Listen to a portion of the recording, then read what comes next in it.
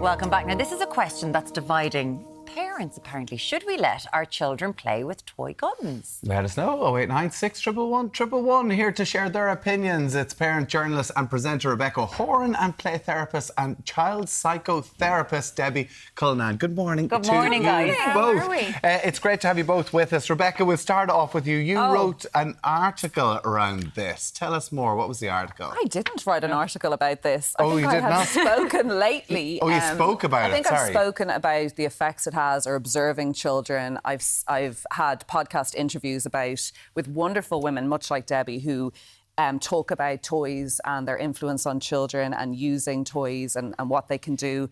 And I have a podcast, obviously, all for parents. I'm not an expert in this field, but I do feel very strongly about violent toys with children, so maybe that's why I'm here. You don't think that they should be playing with guns, right? And this is about imaginative play. This is something, Debbie, that you're very into because obviously as children are moving more towards screens, they're using less of their imagination. And you think, how important is imaginative play for you? Oh, it's amazing. And play is play and pretend is pretend. So when they're playing with the guns or they're playing with violent toys, it's not a predictor of their future selves. It's not a rehearsal for violence. It's play because it's imaginative and they need it and it's really good. There's so many benefits for them. So I don't have an issue with it because toys are toys, and there's a lovely little phrase that says, play is the language of the child and the toys are their words. But we've given them these toys. Guns are man-made. It's not like sticks and stones that they could pick up and just do that themselves. So, do they have to be something that in the real world does cause death? With increased violence and gun crime across the world? Do you think that we're thrusting something upon children? No? No, I don't, because I think that's our perception of the gun. Yeah. Do you know what I mean? So we're putting all of our own stuff down onto the object. But children don't have that perception of guns because they're like, it's a toy and it's fun. And the gun isn't really about the gun. It's about playing with action and bravery and power. And Cowboys and Indians is one of the oldest games ever. Do you know, when I was coming on, my dad was like, what are you talking about? I said guns. He's like, Cowboys and Indians, best game ever.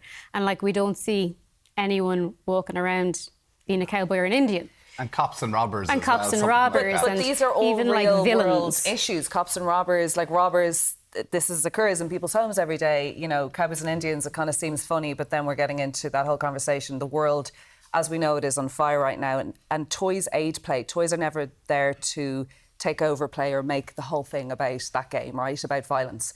They aid play. So if you talk about Lego, you are building, you're creating, you're constructing a world. If you talk about art, it's that place again with your imagination. If you're talking about dolls, and this shouldn't just be a gendered conversation, but you are then have a family, you have friendships, you talk to yourself. The whole thing for me about seeing children, and I spoke to Debbie about the fact I have two little girls, and perhaps it is a different perception for me, and I have to be really careful about that. But I wouldn't be purchasing those kind of toys for my girls. They probably wouldn't choose them, okay?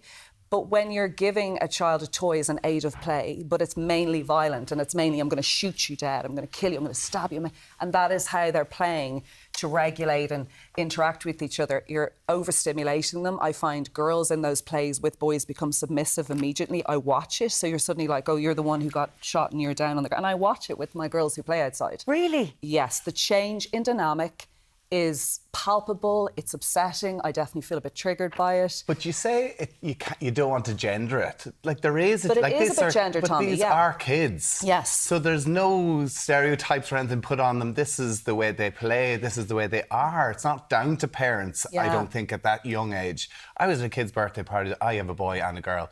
The boys were beating the head off each other. We tried to get them to stop. But do they need guns and knives? And so if boys are going to do rough play, and even girls do rough play, great, it's good, fun, have fun, run around. We don't have to have them what's wrong sitting. with it? Because in the real world, a gun kills someone, right? I grew up playing with guns. And you, thankfully, Tommy, didn't perhaps have the personality, and you could regulate yourself where that wasn't really going to be something that you would do. Did you play with life. guns or knives? Never. No. Never. And I wasn't of interest. And I wonder, by giving them, you're talking about rough play, beating each other up, having the crackouts, racing, fine. But if you're giving something to certain children who might find this something that's of excitement and gives power. You spoke about power there and pleasure. We know about what happens when a gun is in your hand and you're someone who is not of a stable mind or is dangerous. We know how dangerous it is. We do as a maybe grown-up, but normalising children it don't as kids. children. But do they because need they're that for playing with fun? themes and they're playing with how to express anger and how to express emotion. And actually it shows, evidence shows, and there's loads of evidence on this, genuinely. Thousands of children have been studied, longitudinal studies, and it shows us that there is absolutely no evidence to show that playing with toy guns is any predictor But of there's loads future of studies violence that for in certain life. children playing with violent toys, which I would say guns and swords and knives, is actually not helpful for them. It can make things Is even there? worse. I've never read them or heard of them. There are but- studies, yeah. And I mean, yeah. I suppose there was a time, right, when people were blaming video games and they were Yes. blaming Well, violent I would be, movies. as a psychotherapist, much more concerned with what they're consuming on a screen Okay. than what they're And I would playing agree with Debbie on that, Because play absolutely. is a natural expression and children need to play and express themselves through it. So it's not even about the toy. I mean, you don't even have to have a gun or a sword to play swords and guns because you can go pow, pow, pow. You know, it's just a pretend play. That's Okay. what you're doing. You're bringing it into a game. And if we're looking at boys and girls, because I know you have girls, Yes. and I've loads of research on the boy brain and the boy body, and actually boys do tend and are more likely to go for fighting off enemies and hitting a target and all of those things because hunter-gatherers. So our brains are actually craving this, their bodies are craving it, and when we put shame around it, we're actually saying, you can't follow your needs, actually. And we're very intuitive, and children are so but it's intuitive not as about to shame, what they Debbie. need. Can't they do it without the toys? I completely agree. And there is that hunter-gatherer, and there is a need for certain children to express their emotion and to regulate themselves. And you have a huge amount of experience in this, but do we need to aid them with this kind of material, which we see on television shows, on films, and in real-life news bulletins for actually killing people? That would be my worry. Well, the that's your damage. choice as a parent. Yeah. For me, as a play therapist, it's absolutely fine because it's not a predictor of their future lives. It really isn't. This is what we'd love to talk to you about today. 0896 111 111. Whether, you know, something like that is shaped with a violent weapon you think actually does have an effect on children's mentality and how they will turn out. Because it's always something, right? Because we're calling them violent weapons. But, like, that's not a violent weapon to a child. It's just a gun that we're playing and having a bit of fun with.